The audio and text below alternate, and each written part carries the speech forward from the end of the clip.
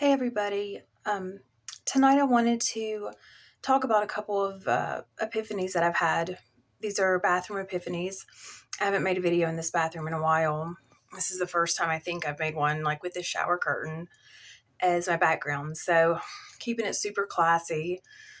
Um, I'm going to share just like a couple thoughts I have just to get them off my chest. And maybe, I don't know, somebody can relate to them. The first one is actually about the Kansas City Chiefs. I'm going in like order of when they occurred. And it was something I noticed leading up to the Super Bowl. Although I can't stand the Super Bowl and can't stand football, I don't really like sports. It's not my thing, but it's my husband's thing. And it just so happens that I know for a fact that the Chiefs have been his team his entire life. And I asked him one time, I was like, why did you pick Kansas City? You know, they were never good until relatively recently. Like, why? And he doesn't even know. It's just one of those things like he just wanted to pick a different team than everybody else when he was like a little boy, and the Chiefs it was and is. He's like one of those like OG fans, I guess. But as someone whose husband, you know, watches football and watches sports, that means that I kind of like have it on in the background of my mind sometimes, even though I don't like pay attention to it. And I noticed people were saying it was like a common thing to say like, oh, the Chiefs were cheating. The refs were like cheating for the Chiefs. There were a lot of conspiracy theories going around about the Chiefs not really being that good, although they've been like ever since. I mean, I guess Patrick Mahomes like has to be that good because they've been like kicking ass ever since he's been there. And even I know that. And like I said, I don't watch it. I don't really follow it, but it's always on. So I'm kind of following it through my husband. But there were all these things about like, you know, all these narratives about how it's unfair that they are getting all these calls. And so I hear that, but then I also hear like everything that he says and listens to on the podcasts that he listens to, um, and as someone who has like a lifelong Chiefs fan, like in the living room in real time, Sunday after Sunday or Monday or whenever, game after game, I saw in real time that he would complain about, you know, calls that like the went against the Chiefs, or like calls that, you know, happened but weren't called or whatever. And so I was like, man, that can't be true. And it seems like there was a disconnect. And I'm not such, I mean, I don't give a shit about the Chiefs. Of course, I just want root for them because that's like my partner's team. I don't personally have any interest whatsoever. And so I asked him one time, I was like, it seems like from your commentary, like in real time, game by game, that the narrative just seems kind of like people hating on the Chiefs because they are this like kick-ass team and they're jealous that, or whatever, bitter that their team is kind of like shit in the bed. And I asked him, I said, what, aren't there like statistics for that? And he was like, oh yeah, of course there are. There are statistics for, you know, the entire season, like which team gets these calls, which team doesn't get these calls, like who's like penalized the most. And there's like stats for all of it. And then he said, yeah, of course, like it's not, the statistics are just black and white. That's kind of what blew me away, was that I was watching in real time this narrative that the Chiefs were like getting these calls, and it's a simple to prove it or not. You know, you're either right or you're not. You're either like bitter, paranoid, incorrect, or just like hating on a team that's kicking ass that isn't your team, or you're accurate in saying that the game is rigged, the refs are cheating, the Chiefs like are getting all these calls. It's an easy thing to confirm because you're arguing about or debating or have a theory based on sports statistics. And I was like, wow, it's really easy to disprove or prove your point because the stats are what they are. They're either going to back up your claim or they are not. And all I had to do was like ask the question, is this true? Do the stats back it up? And they did not statistically.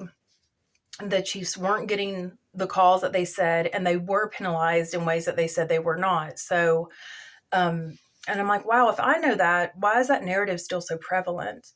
There's my husband's friend who he's like my husband's the only Chiefs fan that I know at all, and his friends are not fans of the Chiefs. So there were like a couple conversations that I would just kind of hear, not really like eavesdrop on, but just kind of hear, um, and they were really like emotional. They were really sports, like guys, women too, but not really. Mostly men get so emotionally invested in sports. And honestly, I've always been kind of jealous. I wish there was like a thing for females that we could just really get into as much as guys get into sports, and even females that get into sports. Sports were never my thing, but I was always kind of envious of um, those sports girls, whether it was like the basketball team or whatever, because that just wasn't something that appealed to me. It always seemed like such a camaraderie and such a connection and like a kick-ass pastime. But anyway, I was listening to all these debates that he was having with like three different male friends of his. And sometimes like one of them would even like drag me into it, like try to prove a point via me. And I'm like, look, I don't know what you're talking about. And it seems like statistically you're like obviously inaccurate. So what are you talking about? And the point is that it didn't matter. And there was this entire conspiracy theory for weeks, maybe even months during football season that was easily disproven, but yet no one was discouraged from just being so emotionally invested in bullshit. And then we get to the Super Bowl, and one of his, it's kind of like one of our mutual friends, he said to me, he said, the Chiefs are going to win because the refs are cheating for the Chiefs, and also because they want Taylor Swift to like get more fans into the game. Like they're the refs and the whole like NFL was rigging the whole season of football for the Chiefs because of Taylor Swift, amongst other reasons, because she's dating like Patrick Kelsey.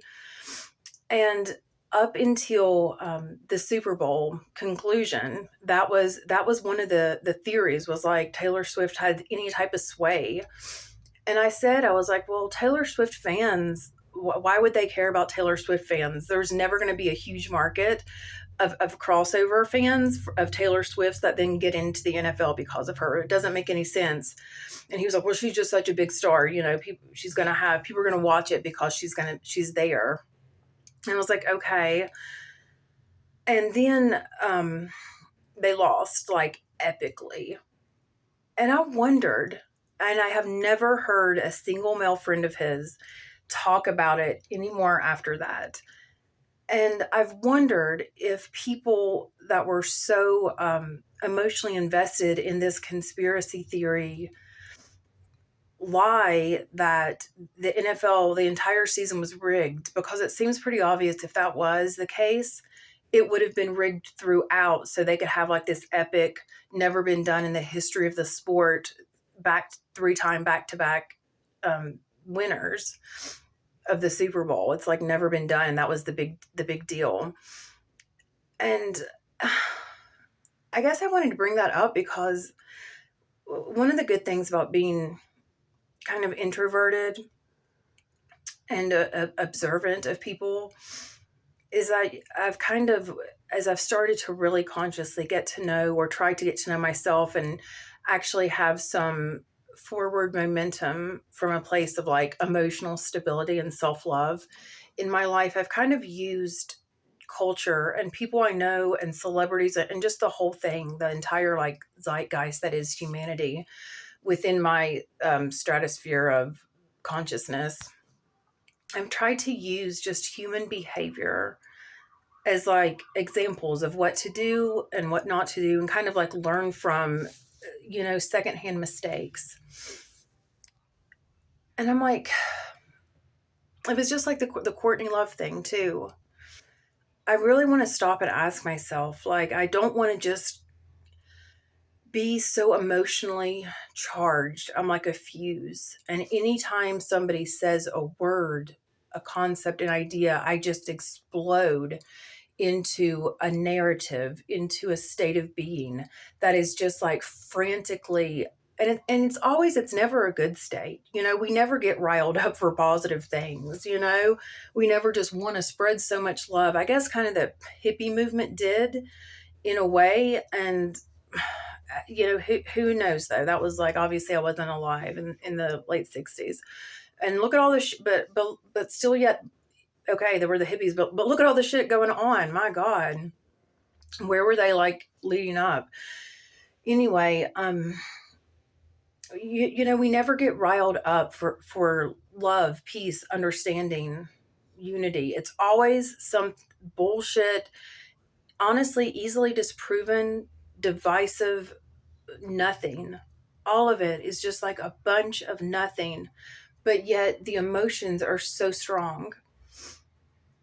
And I listened to that Chiefs that narrative all season long. People were commenting on it. I know because, like I said, where my husband's like this ride or die OG Kansas City fan, I had to listen to him like trying to rebut people.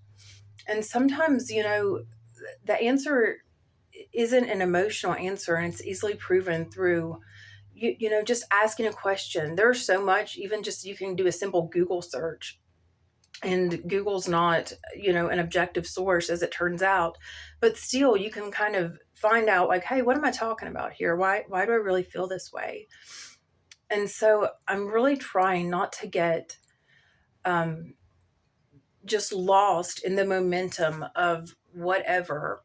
Because as soon as the Chiefs lost, nobody said, damn, boy, do I have egg on my face. Obviously the season wasn't rigged, because if it was, they would have won. They wouldn't have had their like asses handed to them. Um, you know, nobody says that. And I just don't want to be somebody that's just blindly rolling on this like hate treadmill. And I think, in a nutshell, that's understanding a trigger, like your own triggers. And that has been instrumental for me, being aware of what triggers me. And I've said it before, Dr. Mate is an incredible reference. Just anything that you can find of his, like book, interview, talk, it's amazing because he talks about triggers in such a real way. He talks about family dynamics and past experiences, and just like being a human that is triggered in such a real way. And when you understand your triggers and even stop to think, to begin to see what your triggers are and analyze them, that's beginning to understand yourself. And it's like, if an alien, like something totally foreign, like an actual ET extraterrestrial alien, like popped down in front of me, in front of anyone, we would be like stunned and shocked and, probably scared and disturbed and confused and like in this all state. But we wouldn't be like triggered by it. We wouldn't be like, oh, who do they think they are? Oh, look at this bullshit. That would happen to me. Rah, rah, rah. No, it's like we're only triggered by our own reflection. What we see, like what annoys us in other people, it's us telling on ourselves, or telling ourselves, hey, wake up, stupid. This is you. And so I'm trying to really be aware of my triggers and just the hypocrisy in me. And I'm starting to understand that on a deeper level, and then see it all around. And I'm like, with politics too, Trump is the ultimate trigger. Politics is the ultimate trigger. Politics and religion are the two big ones. They are the ultimate trigger for society. And what does that mean? A trigger is what it is. There aren't exceptions. everything that they hate about Trump, it's because that's what they are. You know, everything. And I've said it before, he Trump has a star on the Hollywood Walk of Fame, and I don't know if he still does. I know he did, and that's the point. And it doesn't matter, as I've said before, it doesn't matter if the city of LA like jackhammers it through the night or moves it in front of like the septic tank, a sewage system, waste management, or just kind of brushes it under the rug and it's like, oh yeah, that was a long time ago. The point is you can't rewrite history that was only like you know 15 years ago or whatever. Like, we were there. Trump was so just, it was normal. He was just a guy that everybody loved. Hollywood loved Trump. East Coast, West Coast, everybody did. Rappers did. I mean, he was on Sex and the City. They talked about him. Samantha, I think her line was, a cosmopolitan and Donald Trump. It doesn't get in more New York than that. And he made this little cameo. He was just everywhere. But as soon as he got into politics, it was like, you know, God, he's all these things. And they're triggered by him because they are him and he is them. And that's the whole thing. There isn't a good side. There isn't. There isn't even a side. And the fact that we were sold lesser of two evils, that's insanity. In this giant country, there's not there's only two options and they're both evil. I mean, hello, it's a rigged system if ever there was one. I don't mean to get political, but the ultimate trigger is politics. It really is. And religion is right there, and it's like a constant teeter-totter of religion, politics, religion. But it's just it's a mirror, a trigger. It's a mirror to yourself. And if you can't stand him because he's a hypocrite, or if you can't stand a team because you think the whole thing's fake or whatever, it's like this deeper emotion of probably fear. And it all goes back to just like fear or love. And I lived my whole freaking life to my mid 30s out of a fear-based reaction. I was just, and then I wondered why I was so anxious, why I had racing thoughts that I couldn't control, why I just felt like, oh God, like frazzled, like just constantly on the verge of internal frenzy, and such strong emotions that I just could not get a handle on whatsoever. And it just came down to fear, bottom line. And for the most part, it was fear that I couldn't like live, that I didn't know how, that I was somehow less capable and or worthy than everyone else. Okay. My second thing I'm going to talk about really quick is regarding Gene Hackman's death. Rest in peace, Gene Hackman. Great, super actor. Duh, we all know that. But it was a little summary of his life, and it turns out when he first got into acting early in his career, he was told multiple times that he was just not very good, that he needs to give it up, that he was a shit actor. And like every smart human, he used that negativity as fuel to show them. And hate is a super great motivator, or just kind of that need to like prove everybody wrong, or that desire to show them wrong. It is a super motivator. And Gene was no exception. He used that negativity as motivation. And I was thinking about my mother. Everybody, as I've said before, my husband, this is kind of an example of the bottom line of why he is my husband. Everybody except for him has been super negative, downright to flat out, mean when I've told them about what I want to do and some goals. And I've only told immediate family and friends, like literally a handful of people, and everybody has been really discouraging. And for one, it's not up to anybody else to believe in us. It's up to us to believe in ourselves. And that's all it takes. If we don't believe in ourselves, it can't happen. And if everybody else believes in us, but we don't believe in ourselves, it can't happen. It has to come from us, and the rest is really irrelevant. When I was thinking about my mother, she said that that this is a total pipe dream and I just need to give it up. But the thing is that unlike Gene Hackman, who was told like he was a horrible actor, my mother's read some of my writing and she thinks it's really good. She likes it a lot. She was really surprised by just the little snippets I've let her read. And she still thinks it's like a pipe dream because she said, you don't know how are you even going to do that? You don't know anybody in publishing. You have no connections. It's too, it's just too competitive and you're never going to get in. And when I say, well, look at all the, every store you go in practically has like a clearance bin. Those are people, even people that are like on the clearance bin, book bin.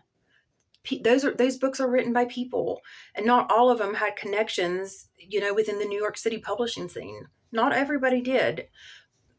Why can't I be like that? And she just, it's not that she thinks my writing wasn't good. She thinks like I'm unable, that I'm not good enough, that it's just like can't happen. And then I wondered why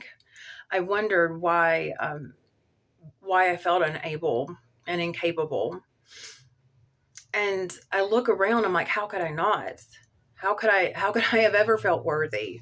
Look at this whole motherfucking thing from just like this external system that just feeds off of negativity and just like puppeteering us from this state of fear and coveting and just all this bullshit. It's just stuff we don't need to keep us like trapped in these cycles of just like always reaching for something else to fill us up temporarily. It's like they have us addicted to everything that sucks, honestly. The system and also the our families. No one believes in us. No one is encouraging. And if you want to know if you're like in a matrix or in a simulation or a simulation, organic matrix, whatever this is, it's bullshit. And if you want to like test that theory, tell your closest friend and or family member like a goal that you have, that is your goal, your dream, that really comes from the inside out. It's not going to be something obvious. It's going to be something unexpected because it's not something anyone else can see, because it comes from inside of your heart. Tell them that.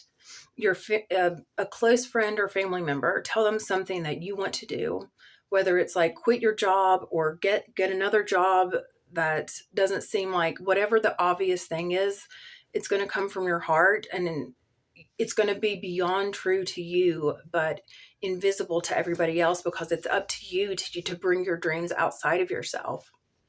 But just tell some one or two close people what your dream is, and they're probably going to discourage you from it and tell you how crazy it is and why it's wrong and why it's a mistake, because it can only be seen by you. And if you tell somebody, hey, I've been in this relationship for decades, or, we have a life together, kids together, a family, whatever, but it's not working because I am deeply unhappy. People are going to try to talk you out of it. If you tell them that you need to switch jobs or quit your job or pursue something totally different, a totally different path in life than you have done before, they're going to try to talk you out of it. And why is that? I think it's because we've been taught for so long to just like not listen to ourselves and instead listen to all the conspiracy theories and the bullshit and all the distractions outside of ourselves. But, that time is up.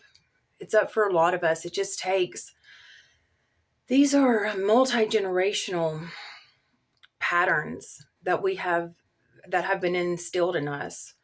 And so it takes a while to break them, but understanding your triggers and being perceptive of what you're getting that emotional charge from, that's a great way to start. Y'all have a good night.